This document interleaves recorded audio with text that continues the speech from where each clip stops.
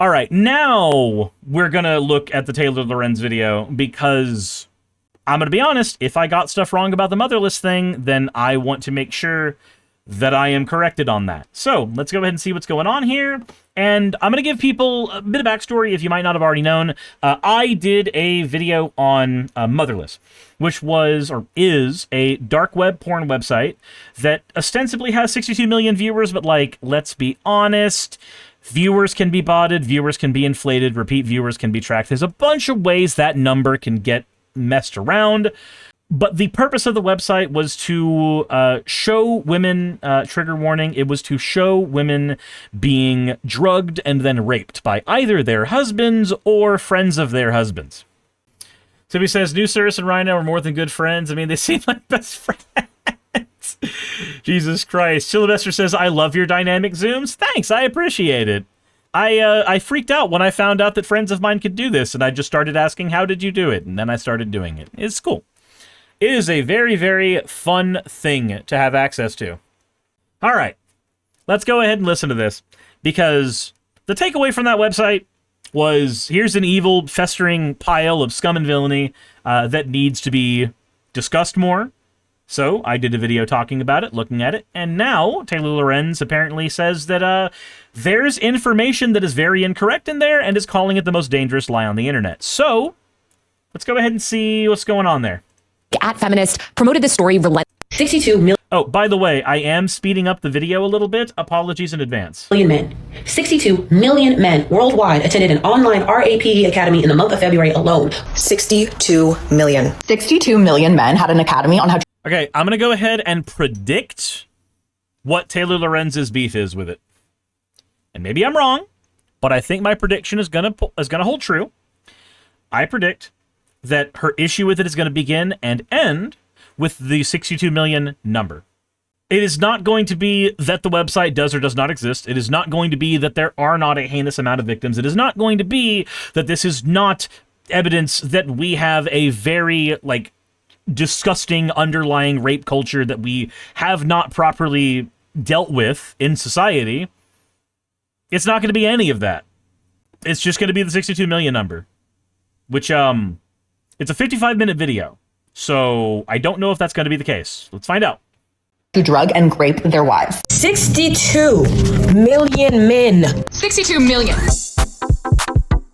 In March, CNN published a massive investigation into what they called a global online academy that had allegedly attracted 62 million men. This story broke the internet. You might have seen it across your TikTok, YouTube, or Instagram feeds. Content creators and pages like @Feminist promoted this story relentlessly. But what if nothing about this story is what it seems? After digging into it, this story is one of the worst, most dangerous examples of bad journalism being used to justify incredibly harmful laws. And today I have Kat Tenbarge here, a journalist for Spitfire News who covers gender-based violence, to talk about how this story is so incredibly dangerous and harmful, and why this big investigation doesn't reveal what CNN claims it does. Not only are we going to debunk a bunch of claims made in this story, but we're also going to talk about why stories like this are proliferating and how the mainstream media furthers specific narratives to manufacture consent for really dangerous and harmful laws. Kat, welcome to Power User. Thanks so much for having me. Okay, so maybe my prediction is incorrect, because she said that there's a lot of things that need to be debunked there. So she did point out a Snopes thing. So hold on. Snopes, 62 million men. Let's go ahead and take a look at what Snopes had to say about that. I'm just curious here. God damn it. Allow ads, sure. Wait, I did allow ads. Snopes, ads are allowed on your website. I hate everything. I hate the current internet. Okay, Snopes. I'm just gonna do this. Mixture of truth and untruth. In March 2026, CNN reported the findings of a month-long investigation into a website and chat group teaching men how to drug and sexually abuse their wives. The investigation featured reporting about images on a video dubbed sleep content on the pornographic website Motherless.com. One of the website's users shared a link to a now-defunct Telegram chat named ZZZ. However, social media posts inaccurately claim CNN reported 62 million attended the academy. That figure, which also came from the CNN article, represented the total number of visits to the entire pornographic website in February. So is that the problem then? Because that seems like it's just the usual thing where you say, I've got millions of viewers, but then it's just you have millions of views on videos, which can happen with thousands of viewers. Like, at this point, the problem is scale. Which, to be fair, there is a difference between 62 million men, so, roughly a third of the population of men in the United States.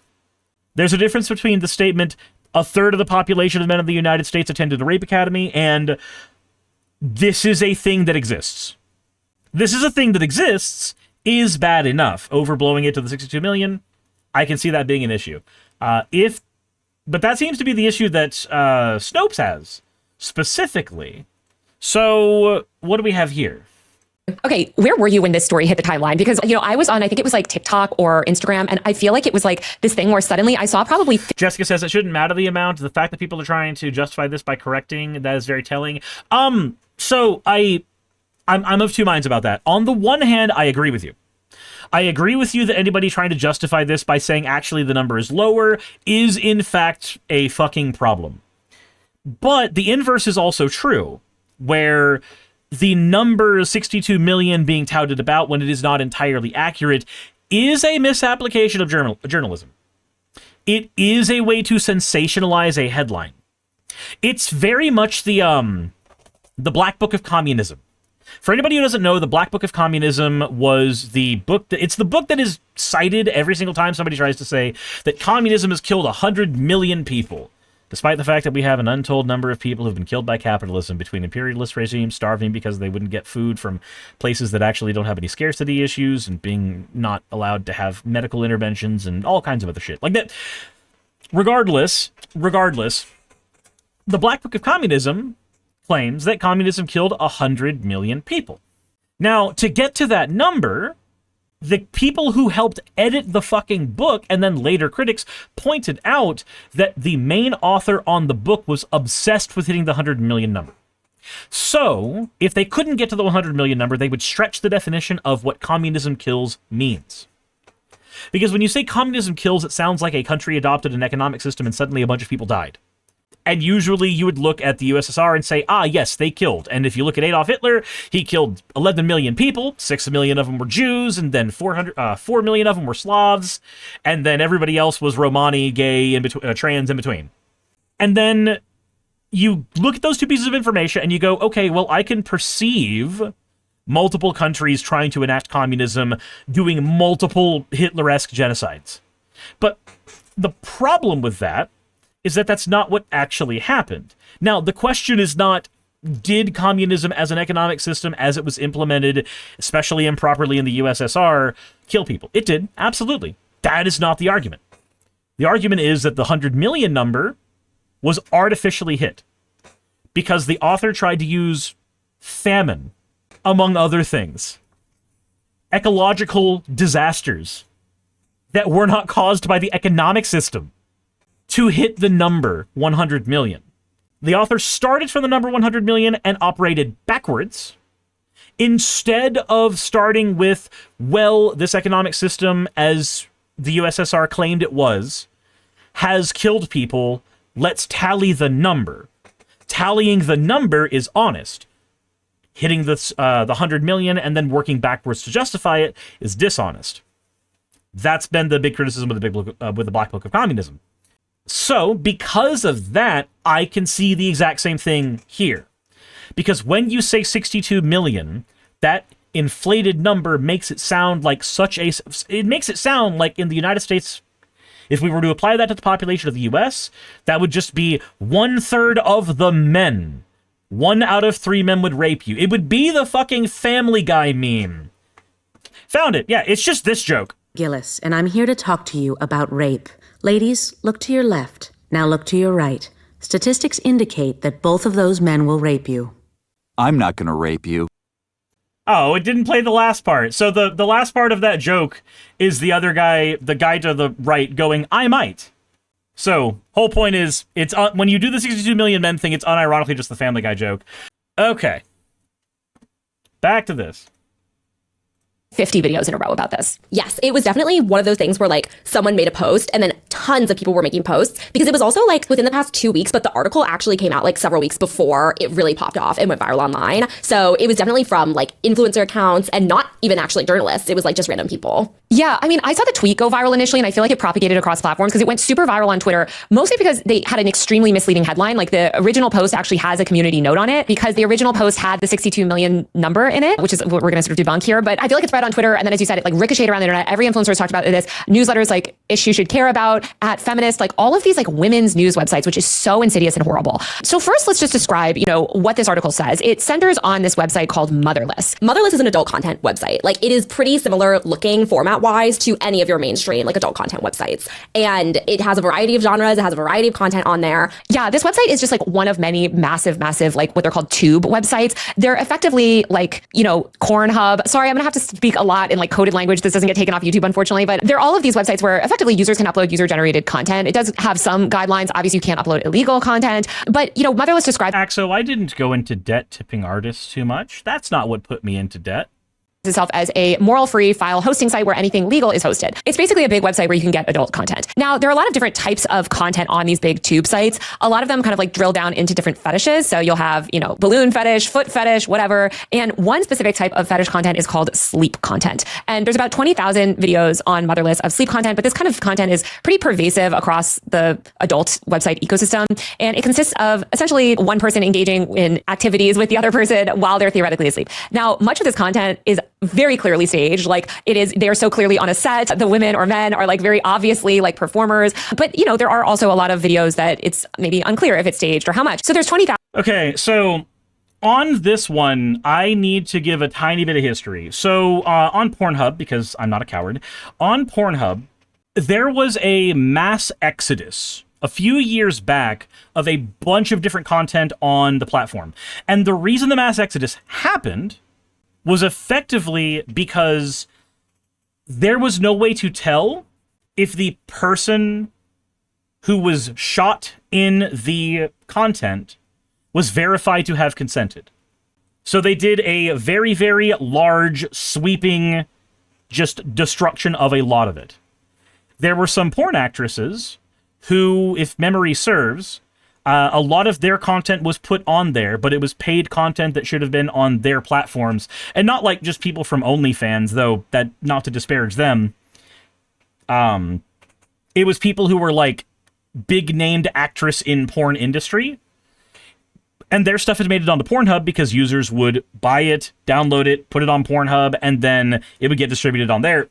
So a lot of their stuff actually got taken down as well, because they couldn't tell if the person consented to have their stuff on the website.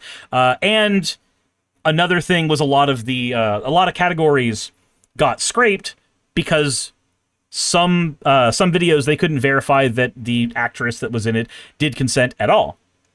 Skid says, yeah, they purged some of the bad shit, some. Right. So the thing is, when you have a website that is hosting hundreds of thousands of videos, you only ever can purge some. It is always going to be impossible to purge all of it, because at the rate at which things are uploaded onto those websites, you are always, like, if you hypothetically got rid of every bad thing on the website all at once, another one will be uploaded in 10 minutes. Nanny Goblin said they also nuked a lot of the animated non-porn stuff. I was not aware of that. I don't go onto Pornhub for animated non-porn stuff. Then again, Pornhub doesn't work in Georgia anymore, so... Dice says, can't get the hub in Utah. Yep, can't get it in Georgia either. You have to use a VPN. Axel says there's also illegal shit on YouTube and TikTok everywhere. Right, it's the side effect of having a website at a significant scale. Kim says that's why the Broly movie was taken down. The Broly movie was on YouTube for, I think, 15 minutes. I remember seeing it pop up on YouTube for 15 minutes. And I was like, oh shit! Somebody's getting in trouble. It's the same thing that happened with the Avatar movie. Jessica says, wait, there's animated things of hentai, never mind. Yeah, there's hentai. There's also just like cartoon porn and 3D porn. Like there's a lot of stuff that's not just hentai. But when looking at these large sites, you can't always control for everything going in them. It's a problem of scale. Will says, not that you would ever use a VPN to bypass location restrictions.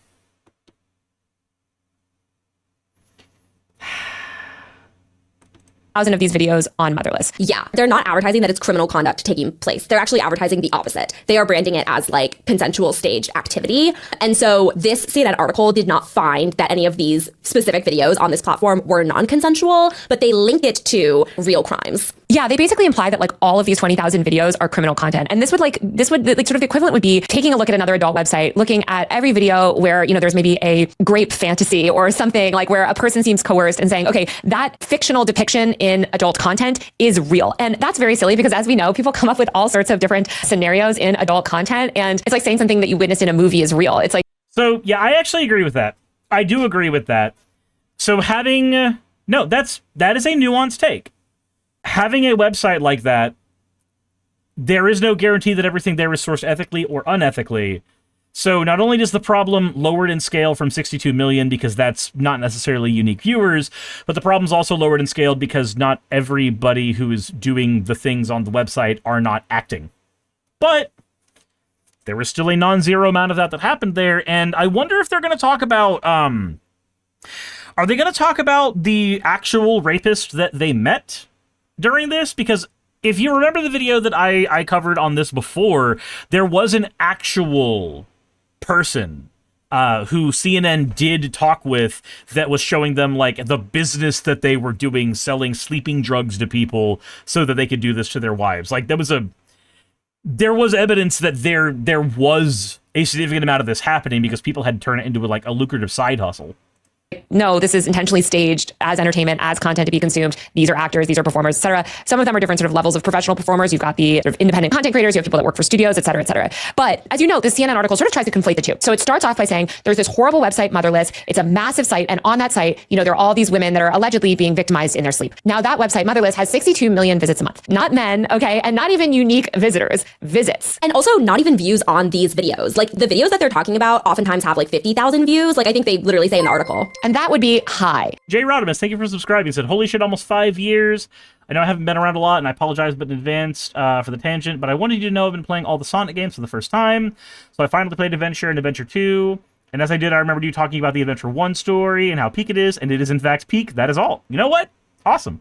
Most of this content actually is not viewed very much because it's not a super popular fetish. There are way more pervasive and popular fetishes, and this content is just not that much of a thing. Yeah, there are more pervasive fetishes than that one.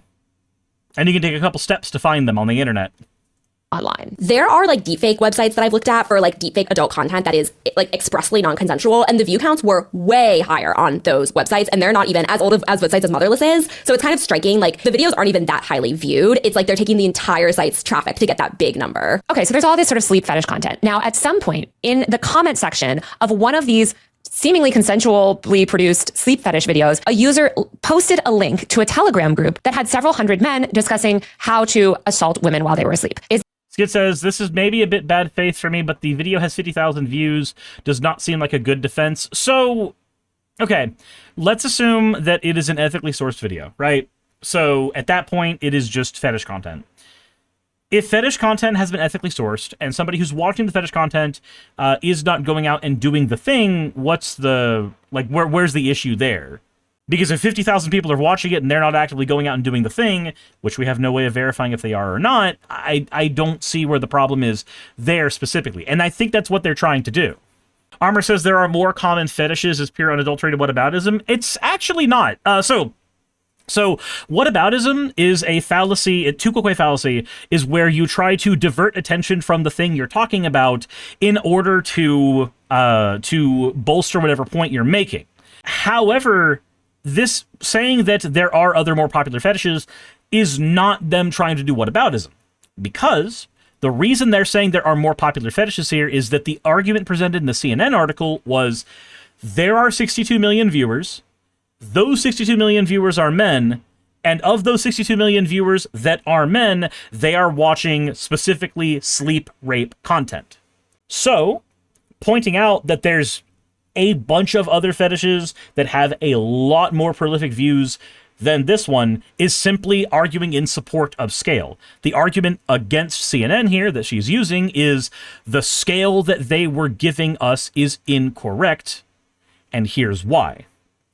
Skid says, well, I think the problem is in the fact that this argument then end on the day falls on the question of if the video makes people behave in a certain way or think in a certain way. So I'm sorry, but video games don't cause violence.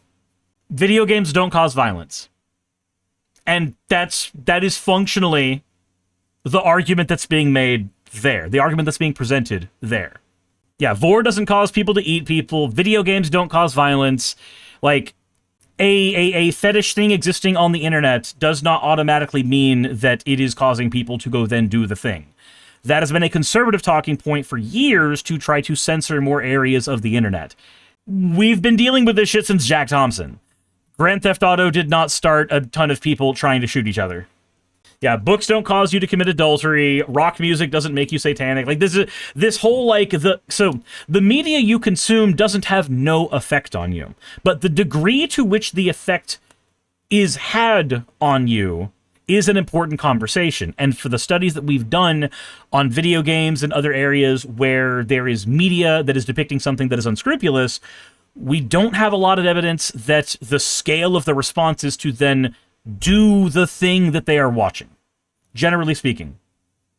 That's why I made the caveat of if the content was ethically sourced, and then the person is not doing anything after watching it, then my problems stop. Tazor says, me drawing Suris in redacted doesn't make me want to actually date an expunged. This bad? Yes, it's bad. But I just want to be clear. Motherless was not hosting this content. Motherless was not promoting this content. This website that had 62 million visits a month or whatever, it was not promoting this Telegram group to 62 million people a month. That's ridiculous. This website was not affiliated in any formal way with this Telegram group. Just somebody posted in the comments, hey, here's this Telegram group. A CNN reporter joins the Telegram group and discovers that it's full of hundreds of men talking about, unconsensually attacking women. These men are all over the world. There's no evidence that these men produced any of the content that's on Motherless at all. It's not even really confirmed that any of them acted on any of their behaviors. One of them was arrested after CNN flagged their identity to the police in Poland, but they don't even know it's him. So, it's just so ridiculous. But I think what's so insidious is that none of this is really made clear in the article. It's all just sort of conflated. So if you just skim this article, you'd be like, oh, there's... G-Pop says the shit on there is pretty gross, bro. Cool. And fetish content exists on the internet that I don't want to watch.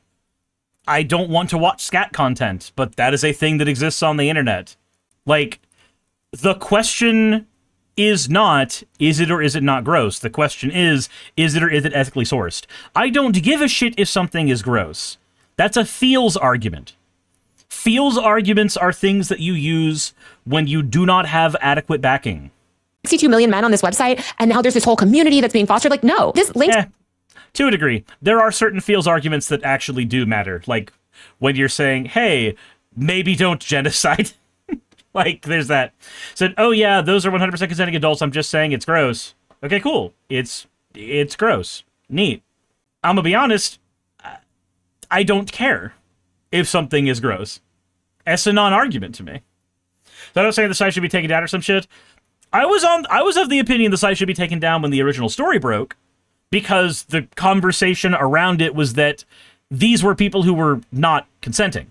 But if the conversation around it is a little different, This Telegram community could have been shared anywhere. The facts of the article and the way that people then turned them into viral social media content, it became so distorted. Because the number one thing that I've heard people say about this article, including just like in casual conversations with like friends and colleagues and acquaintances, people believe that there were 62 million men in this group chat. And people keep saying like, there's 62 men in an online group chat, and like that's how many men are engaging in these specific behaviors in this one group chat. And that is not true. And like to your point, Taylor, like the distortion becomes even worse because then people think that also like the website with 62 million hits is directly like a part of this content, or that it's all some sort of like networked economy, when there's no evidence of that. Like I've investigated sort of networked like economies of non-consensual content online, and this is not the same thing. It is like kind of a bunch of like disjointed groups that are being associated with each other so that they can get that really, really big number in the headline. And let's talk about... Okay, so it's a black book of communism problem.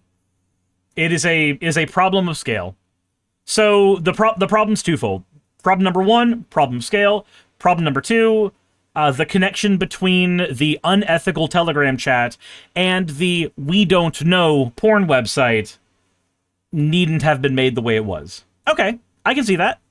where this content came from. So there has been an anti-adult content activist, a hardcore far-right activist that wants to censor, the whole internet, hates adult content, who has been posting for months about this website. She's become obsessed about this website. And it seems like CNN just got this article from her because she has been the one that is digging in on all of this stuff. We're talking about this woman named Layla Mickelwaite. Do you want to explain who this woman is, Kat? Yeah. So these anti-adult content activists are religious extremists. They operate under the guise of wanting to protect women, much in the same way that anti-trans extremists operate under the guise of wanting to protect women and girls. Remember, you're so against pornographic material because you're so pro-women that the OnlyFans model that uses that for their main source of income went homeless because you're so pro-women. Congratulations. Japel says, man, look at most anti-porn people are low-key the biggest degens in secret. I don't trust those people. I don't either. The people who act prudish are people who I don't think I can trust. But really, their motivation is rooted in oftentimes far right Christian movements. And so there's a lot of manipulation going on with figures like Layla, and the group that she's a part of is called Exodus Cry, which should be all you need to know. That's an obvious sign that this is rooted in extreme forms of Christianity. But basically, she conflates all adult content with sexual violence. So she operates under the assumption and perpetuates this belief that anything you see on an adult content website is some form of illegal activity. And not only is that not true, and really just kind of a panic designed to psychologically terrorize women, but also this is really harmful for adult content creators because it makes it harder for them to live, it makes it harder for them to work, and it even makes it harder for them to report when violence occurs to them, because if there's no distinction between consensually produced content and non-consensually produced content, then it makes it much harder for people to be able to get these crimes taken seriously. So, actually, fun fact. This is, if you remember, a couple years ago, I did a video on lolly stuff, and in that video, I did a bunch of research and saw some of the information from the QAnon movement. If you want to go watch the video, I think it was called the Lolly Problem or something like that, where I went into the psychology of people who are really into that and pointed out hey, in terms of harm done, there isn't a lot of evidence for harm done. However, as a group of people, that is a community that is very, very fucking grody. Getting a group of people together who talk about that, I'm sorry, that just feels like something I want to stay very, very far away from. Ethical or not, I want to stay far away from. But in that video, some of the content, some of the research that I did for it that is linked in the description, linked back to the QAnon movement. And with the QAnon movement, when they tried to argue that all Democrats are child predators that are trying to suck out the adrenochrome from kids, creating a flood of people who are searching in the wrong locations for child predators actively makes it harder for law enforcement when they are trying to actually track down child predators. Because when they are getting 15,000 false flags and maybe one or two of them is an actual case of abuse, they have to look through all 15,000 of them because they all look the same.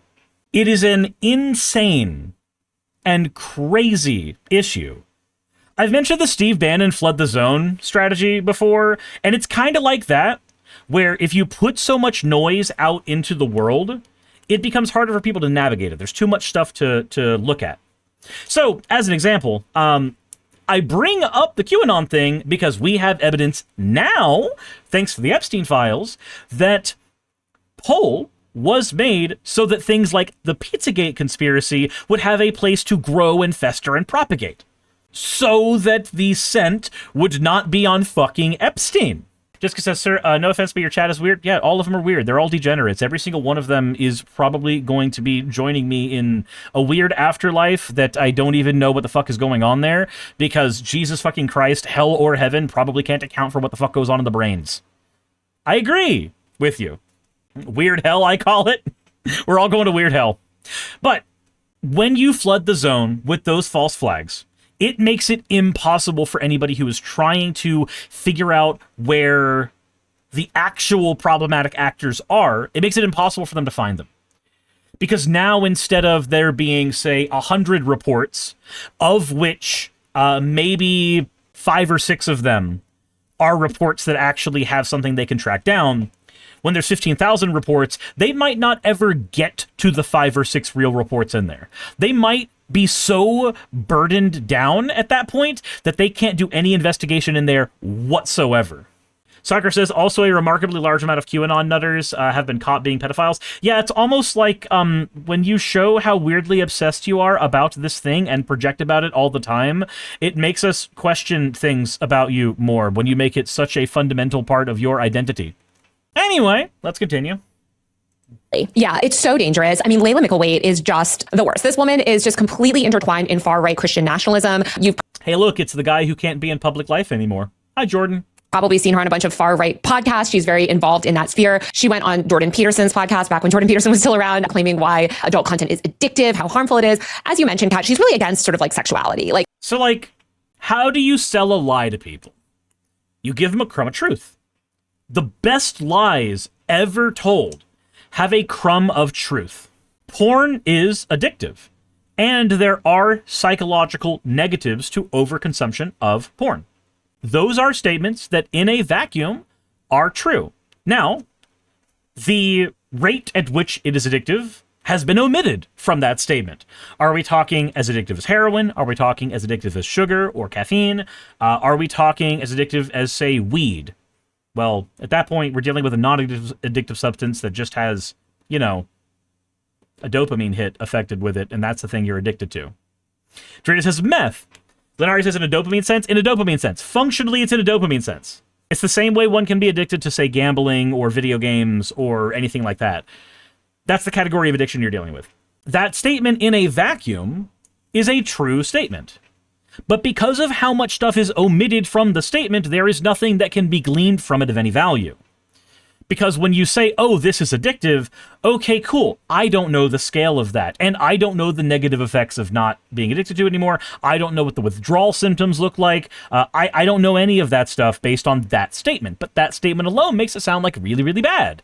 I don't know how else to put it. She's against women expressing their sexuality. She's against, gender non-conforming people. This is far-right Christian nationalism. And these people have been waging a war on adult content since the beginning of the internet, right? These are the people that got FOSTA SESTA passed. These are the people that have been trying to chip away at our free expression online, especially women's free expression. Kazooie, what are you talking about? What are you talking about? What's the words that you're using there? I have no idea what words you just used there. Because the words you used there, they sounded, kind of sort of like these words right here. These ones. Let's go gambling! Aw, dang it! Aw, dang it! Aw, dang it! Aw, dang it! Aw, dang it! Aw, dang it! Aw, dang it! Aw. It just sounds like those. Let's go gambling! Your words just sound like those words. You were joking about gambling? I know. That's why I think this is one of those things where the stream hasn't caught up to the thing I said yet. Anyway, back to the thing. LGBTQ people's free expression, etc. for years. So she becomes obsessed with Motherless. She's posting about Motherless. She's talking about Motherless. She's trying to get all from the Motherless crime scene porn site today. No verification of age or ID. No verification of consent. Totally anonymous uploading. 60 million views per month. Monetized with ads. No consequences yet. Shut it down. Okay. Monetized with ads. That is every website on the internet that has free access. That is the internet. 60 million views per month. Okay, so it's mini YouTube.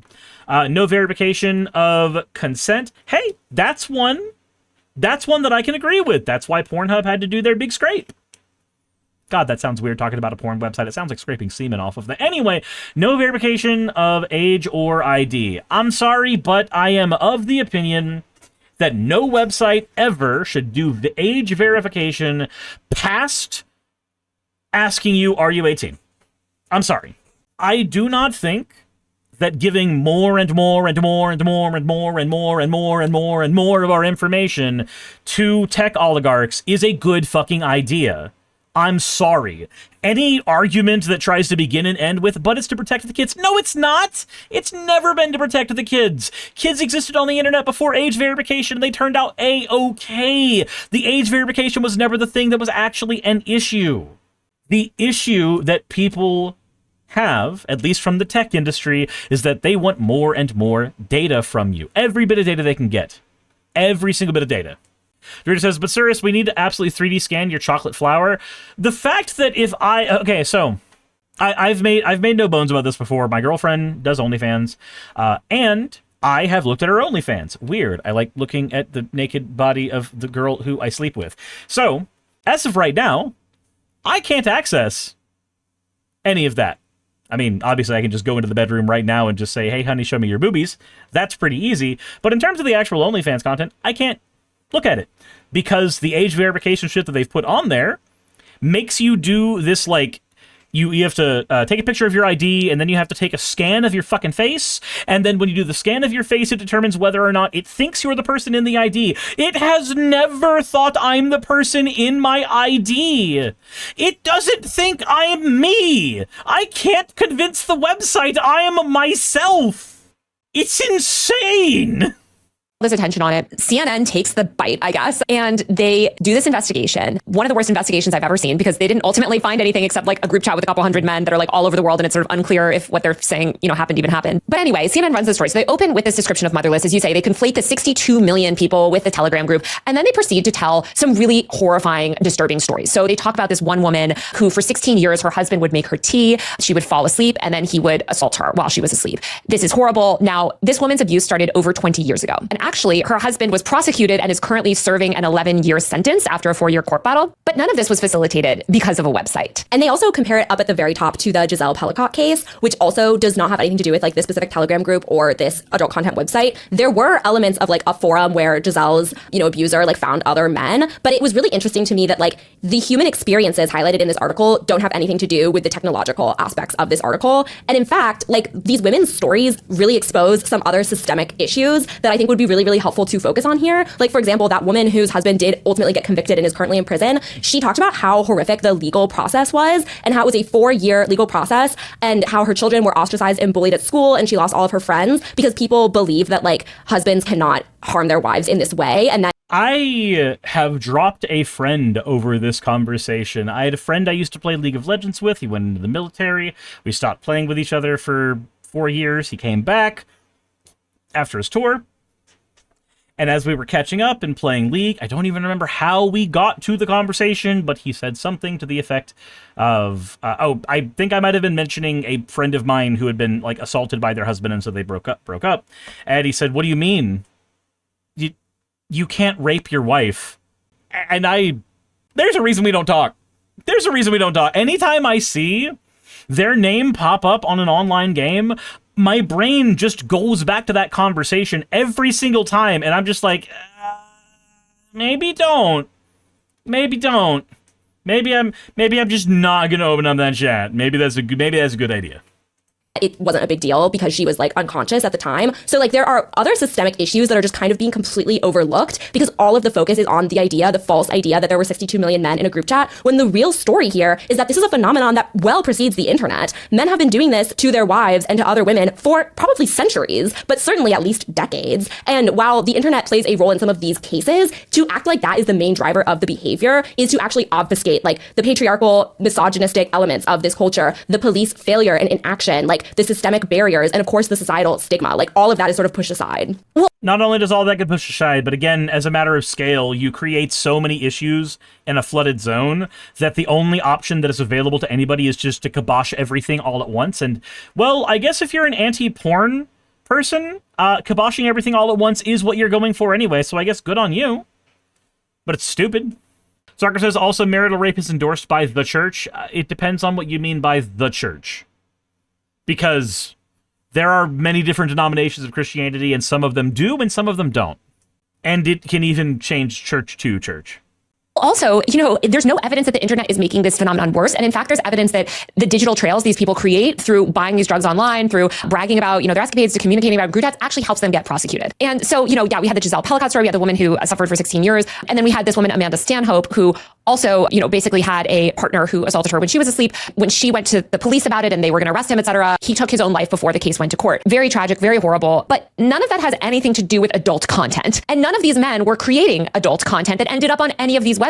And none of these men cited in the stories took part in this Telegram group either. And Amanda Stanhope, the reason I believe CNN was able to find her is because she now uses social media to talk about this crime and to raise awareness for her story. And then in response to that, you have people basically saying we should be censoring her off the internet. If you're watching this video and you like my work, please. Okay, so now that we're at the ad break, I think we've basically got the gist of the problems there.